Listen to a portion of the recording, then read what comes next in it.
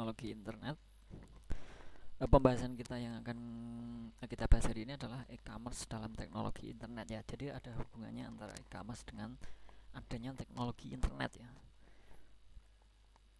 E-commerce tahu ya, itu adalah semacam jual beli di yang online ya. Banyak sekarang, apalagi zaman sekarang itu e-commerce semakin banyak ya. Oke, untuk yang belum hadir untuk segera hadir ya. Kita akan segera mulai untuk perkuliahan hari ini. Untuk pendahuluannya, pengaruh atau dampak internet adalah membentuk area baru, yaitu dunia maya atau cyberspace ya. Kalian tentunya sudah paham semua ya. Pada saat sekarang ini hampir semua orang bisa bisa mengakses dan bisa menggunakan semuanya dalam hal apapun dengan menggunakan internet ya. Walaupun tidak, sebagian orang tidak bisa karena faktor misalkan orang tua ya yang tidak suka dengan internet ataupun tidak paham, itu kan sedikit ya. Bahkan sekarang itu anak kecil saja saya rasa sudah bisa pengaksesan dalam hal internet, khususnya di e-commerce juga mereka sudah paham ya. Globalisasi dasar, setiap individu memiliki hak akan kemampuan untuk berhubungan dengan individu lain tanpa adanya batasan apapun yang menghalanginya. Ini sifatnya bisa mendunia ya, bisa dikatakan seperti itu. Kita bisa terhubung dengan semua orang yang ada di internet di seluruh dunia tanpa batasan apapun ya. Kalau zaman sekarang seperti itu. Beda dengan untuk zaman dulu, itu sangat susah ya. Bahkan untuk telepon ke luar negeri saja dulu sangat mahal. Nah, beda dengan sekarang dengan adanya internet, itu tidak ada lokal maupun asal. Kalau dulu kan ada lokal LSJJ ya, ataupun misalkan ada interlokal dengan menggunakan telepon. Nah, kalau sekarang di internet itu tidak ada batasan. Kita mau informasi kemana saja, mau telepon kemana saja, misalkan dengan berbagai macam media sosial ya, itu bisa dengan mudah dan tanpa menggunakan tarif yang lebih dibanding dengan yang di negara kita sendiri, contohnya seperti itu. Yang terkena dampak adalah sektor bisnis atau perdagangan ya. Memang ada plus minusnya ya memang sebenarnya, tapi alangkah baiknya bahkan bisnis ataupun perdagangan sekarang itu lebih lari ke dengan menggunakan teknologi internet ya, atau dengan bisa dikatakan dunia maya. Di dunia maya kita bisa menggunakan hal tersebut ya. Dengan teknologi internet kita bisa menggunakan sebagai bisnis, sebagai perdagangan, bahkan semuanya. Saya rasa bisa seperti itu. Dan juga kalau kita amati itu memang lebih mudah dan lebih murah kalau kita misalkan kita belanja online ya. Katakan kita belanja online baju, kita belanja di mall dengan di online, itu tentu akan sangat murah di online. Mungkin ada beberapa kelebihan maupun kekurangannya ya memang ya. Nah, kenapa bisa murah untuk e-commerce zaman sekarang? Ya karena memang jualan online itu tidak perlu lapak ya. Kita tidak harus mempunyai toko, tidak harus mempunyai ruko yang besar seperti halnya di mall-mall. Nah, seperti itu. Kenapa dengan adanya teknologi internet ini semuanya bisa kita capai, bisa kita gunakan secara lebih efektif dan juga terjangkau dalam hal harga. Berdagang di dunia maya menggunakan perangkat teknologi komunikasi dan teknologi informasi. Nah, ini dengan adanya kita menggunakan gadget maupun PC, komputer, laptop ya, itu kita bisa berdagang di dunia maya. Nah, istilah dagang ini dikenal nama e-commerce, electronic commerce ya. Jadi jual beli di elektronik ataupun di internet. Nah, sejak ada e-commerce lahirlah revolusi industri. Nah, mungkin bisa kalian pahami revolusi industri apa ya. Untuk definisinya, Association for Electronic E-commerce memandang bahwa e-commerce adalah mekanisme bisnis secara elektronis Dan CommerceNet sebuah konsorsium industri mendefinisikan sebagai penggunaan jejaring komputer sebagai sarana menciptakan relasi bisnis. Nah, di dalamnya terjadi proses pembelian dan penjualan jasa atau produk antara dua belah pihak.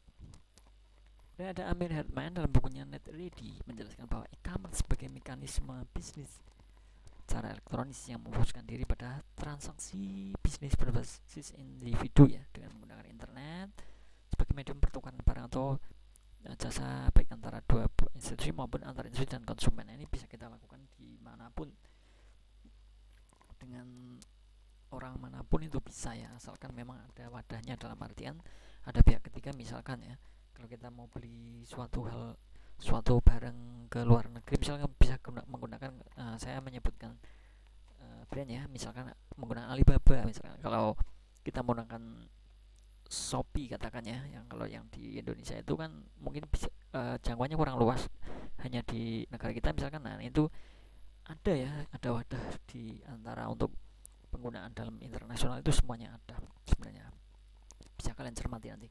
Nah, untuk kesimpulannya, e-commerce merupakan suatu cara berbelanja atau berdagang secara online atau direct selling yang memanfaatkan fasilitas internet di mana terdapat website yang dapat menyediakan layanan get and deliver. Nah, ini yang seperti jadi kesimpulannya paham ya. Nah, kita itu bisa mendefinisikan bahwa e-commerce itu adalah cara berbelanja berdagang secara online. Jadi pemanfaatannya adalah menggunakan fasilitas teknologi internet tentunya. Ya, di situ yang dapat menyediakan, yang bisa kita akses adalah yang menyediakan get and deliver ya. Seperti halnya tadi saya katakan Shopee misalkan ya, ini sebagai contoh saja, tidak ada unsur apa. Nah, ini kan ada get and deliver tentunya ya. Nah, itu intinya kesimpulannya seperti itu ya, bisa dipahami ya. Untuk karakteristiknya terjadi transaksi antara dua belah pihak tentunya ya, pasti ya. Adanya penjual dan pembeli, adanya penukaran barang, jasa, informasi ya, terserah kalian butuh yang mana. Kemudian menggunakan internet sebagai media utama dalam proses mekanisme perdagangan tersebut. Kalau tanpa internet tentunya kalian tidak bisa ya. Nah, itu adalah tentunya dengan menggunakan teknologi internet. Nah, pada prinsipnya e-commerce menyediakan infrastruktur bagi perusahaan untuk melakukan ekspansi proses bisnis internal atau lingkungan eksternal tanpa harus menghadapi rintangan waktu dan ruang, time and space. Nah, seperti itu untuk karakteristik daripada e-commerce. Nah, proses pada e-commerce ada presence atau kehadirannya yang membuat homepage terutama sebagai storefront misalnya. Kemudian ada pekerjaan dengan hal yang menyiapkan konten, desain, web dan hostingnya kalau memang bagi penjualnya ya. Dan selain tampilan visual dan kontennya harus bagus, struktur homepage-nya yang dibuat pun harus jelas pada saat untuk presensi atau kehadiran. Kemudian interaktivitas bisa menggunakan fasilitas email di website ya, menyiapkan homepage-nya dengan formulir standar dan struktur. Kemudian ada transaksi. Keuntungan bagi perusahaan meningkatkan pendapatan dengan menggunakan online channel yang biayanya lebih murah tentunya, seperti yang tadi saya katakan. Kita tanpa menyewa atau menggunakan ruko, kita bisa berjualan ya, bahkan berjualan ke seluruh dunia. Kemudian mengurangi biaya-biaya yang berhubungan dengan kertas seperti biaya pos, surat pencetakan, report dan sebagainya kalau secara manual, biasanya seperti itu ya. Dan mengurangi keterlambatan dengan menggunakan transfer elektronik untuk pembayaran tepat waktu dan dapat langsung dicek. Nah, keuntungannya kemudian mempercepat pelayanan ke pelanggan dan pelayanan lebih responsif, walaupun ada plus minus semuanya pasti ya. Nah, keuntungan bagi konsumennya ada informasi lengkap, waktu berbelanja lebih singkat tanpa kita harus ke pasar, tanpa harus kita ke mall, memerlukan banyak waktu. Nah, harga lebih murah tentunya dibanding di yang manual ya atau konvensional seperti itu. Itu keuntungan dari konsumen. Nah, faktanya ini toko buku Amazon awalnya hanya berkantor pada sebuah garasi, sekarang omsetnya ratusan juta hanya dalam waktu 2 tahun dan bertambah dengan menjual CD dan sindera mata. Itu contoh daripada e-commerce-nya. Ini masih banyak lagi, silahkan nanti dibaca dan boleh ditambahkan nanti ya. Nah, contoh aplikasi e-commerce pembelian CD dengan kartu kredit misalkan ya. Di sini ada CD Store, internet, network. Nanti kita akses di internet. Kemudian online. Nah, ini ada transaksi nanti. Intinya seperti itu, nanti ada transaksi kedua belah pihak bisa saja ada yang bisa tawar menawar ya, misalkan saya berani ada fitur tawarnya ya, segini sekian, misalkan sudah deal, baru kita melakukan pembayaran, baru nanti barang akan dikirim delivery ya. Jadi warehouse-nya nanti akan sampai ke orangnya. Nah, awalnya dia adalah ordernya lewat internet tentunya ya. Ada ISP-nya, ISP kemudian ke online CD, kan ada Sonia Bank, CD Store-nya adalah merchant bank-nya ya. Baru nanti akan dikirim ya, delivery menggunakan apa terserah ya, biasanya tertentu ya, kemudian baru akan sampai ke orangnya. Ini adalah CD dengan kartu kredit misalnya, seperti itu contoh kecil saja, masih banyak contoh lain, silahkan bisa dicari ataupun ditambahkan. Nah, mekanisme kerja aplikasi e-commerce di sini silahkan cermati juga ya, dari customer, kemudian akses, online order, online ads, kemudian standar order, distribusi, kemudian electronic customer support, follow and sales. Nah, di sini bisa kalian cermati ya, proses daripada runtutan di aplikasi e-commerce itu, contoh kecilnya seperti itu. Untuk mekanisme shopping chat, pembeli yang tidak memilih belanjaan yang akan dibeli bisa menggunakan shopping chat untuk menyimpan data tentang barang-barang yang telah dipilih dan akan dibayar. Ini saya rasa semua teman-teman sudah pernah ya membeli secara online atau melalui e-commerce, ada shopping chat, paham ya. Kemudian konsep shopping chat ini meniru kereta belanja yang biasanya digunakan untuk belanja. Bedanya memang di sini shopping chatnya adalah dengan menggunakan digital. Nah, shopping chat biasanya berupa formulir dalam web dan dibuat dengan kombinasi SQL, database, dan HTML. Jadi nanti akan akan tersimpan pada saat kalian sudah memasukkan ke keranjangnya ya. Dan juga apabila sudah dilakukan transaksi juga dia akan tersimpan, makanya ada database-nya. Nah, barang-barang yang sudah dimasukkan ke shopping cart masih bisa di cancel kalau belum dibayar ya. Nah, jika pembeli berniat untuk membatalkan berikan tersebut, bisa kalian cancel, dan misalkan ternyata salah untuk pilihannya, kalian bisa pilih yang lain. Pengisian form transaksi, jika pembeli membayar untuk barang yang telah pilih, ya harus mengisi form transaksi pada saat sudah masuk shopping cart tadi.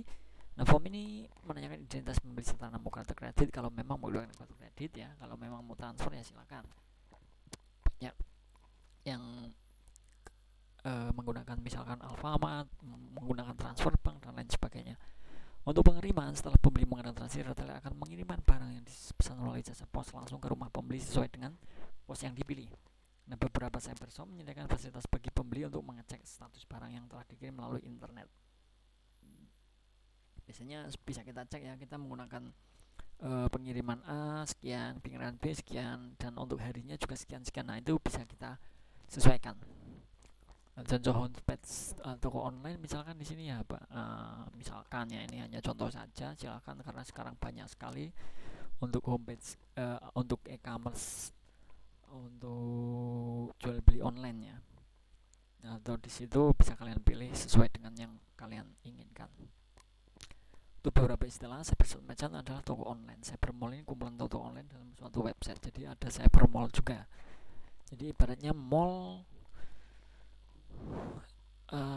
ada kalian ketahui kan, mall kan di situ banyak toko ya. Nah, di sini juga ada cyber mall. Akan tetapi ini adalah kumpulan toko-toko online dalam suatu website. Jadi dalam satu website tidak hanya satu saja, tapi banyak sekali toko-toko di situ. Seperti yang tadi saya contohkan, misalkan ada Shopee, itu kan banyak ya, dari sumber manapun, tidak hanya dari Shopee saja. Untuk penjualnya atau sellernya itu banyak sekali di sana. Bisa seperti itu contohnya. Nah, sistem pembayaran transfer uang melalui bank, ada kartu kredit, e-cash, smart cash, ada e-check ya. Ini tuh silakan nanti bisa kalian pelajari ya. Banyak, karena saya rasa ini sudah paham semua sih. Nah, tinggal kita mengingat kembali dan juga agar bisa lebih tahu lebih ya, tambahan-tambahan daripada yang belum kalian ketahui tentang e-commerce. Untuk keamanan, Microsoft Landscape bekerjasama dengan perusahaan kartu kredit untuk yang menggunakan kartu kredit ya. Itu bersama internet security seperti VeriSign. Jadi ada keamanan tersendiri mengenai kartu kredit untuk pembayaran. banyak sekali ya, karena takutnya nanti tidak aman, kemudian data-data kita dipakai dan lain sebagainya, itu kan akan membahayakan untuk pembeli sendiri. Nah, yang menandakan suatu retailer website aman atau tidak adalah adanya tanda khusus yang muncul di status bar layar browser ya. Pada IE, tanda muncul adalah gembok terkunci di pojok kanan status bar. Nah, sedangkan pengusaha Netscape Navigator akan melihat tanda kunci di pojok kiri status bar. Jika tanda tersebut muncul, berarti Anda sedang terkonek pada server yang aman. Jadi sudah terkunci ataupun dengan adanya keamanan pada saat kalian berbelanja, kalian lihat di status barnya ya. Kalau memang tidak terkunci, berarti itu berbahaya, bisa dibobol ataupun bisa bocor untuk data kalian.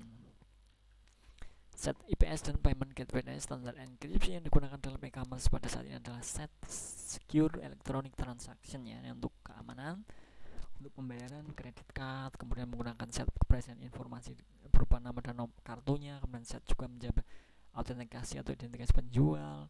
Nah, selain dengan set, juga dapat bekerja sama dengan provider penyedia solusi pembayaran internet payment solution IPS seperti Verifone, Cybercash, Digcash, dan IBM. Payment Gateway berfungsi sebagai perantara antara penjual dan pembeli. Kalau untuk gateway ya, Payment Gateway menerima informasi tentang barang yang akan dibeli dan juga menerima informasi tentang kartu kredit dari pembeli. Software pembuat e-commerce ini ada Intershop Online keluaran Intershop Communication, Merchant Server keluaran Microsoft Corp, Electronic Commerce Suite keluaran ICAT, Central Shop dikembangkan, dan kemudian software itu khusus dijual kepada pihak yang berniat membangun cybershop dan dijual dengan harga ribuan dolar. Nah, pada umumnya software untuk pembuatan e-commerce itu menggunakan database untuk penyusunan katalog. Database yang digunakan adalah DB2, Oracle ataupun SQL. Ini sesuai dengan, nah, misalkan kalian mau membuat sendiri bisa ya dengan menggunakan web dan SQL untuk database-nya. Nah, itu kalian bisa membuka atau membuat web e-commerce sendiri ya. Nah, saya rasa kalian juga sudah belajar bagi yang mendapatkannya ya. Untuk pemrograman web itu bisa diaplikasikan seperti halnya di e-commerce pada umumnya di internet. Beberapa sistem e-commerce di Indonesia ini banyak ya. Ada Dividcom, Intrabumi atau Dinet, Dinet ID, ada beberapa mall online yang disebut di mall ya, menampung sekitar 33 online. Dia sebagai wadahnya ya, produk yang dijual bermacam-macam. Indosatnet juga memfasilitasi transaksi online-nya. I2 Mall, Indonesia Interaktif Mall. Telkom mengembangkan mall online khusus produk komunikasi disebut Risti Shop. Kantor Telkom Drive di Jawa Timur juga membuat mall online disebut Jati Mall. Untuk dari Telkom sendiri ya. Ini contoh-contoh, masih banyak contoh lagi ya. Silahkan kalian cari ya referensi terkait mengenai hal itu, karena masih banyak sekali untuk mall-mall internet ya, ataupun e-commerce lain yang sudah ada di internet zaman sekarang. Oke, seperti itu untuk hari ini. Saya rasa cukup ya mengenai e-commerce dalam teknologi internet, itu sudah saya jelaskan semuanya. Semoga apa yang saya sampaikan bisa dimengerti, bisa dipahami ya, menambah wawasan kita semua untuk mengenai e-commerce dalam teknologi internet. Nanti untuk materi silahkan akses di Classroom. Seperti itu yang bisa saya sampaikan hari ini. Saya rasa cukup. Terima kasih. Wassalamualaikum warahmatullahi wabarakatuh. Salam sejahtera untuk kita semua. Selamat belajar, selamat beraktivitas. Terima kasih.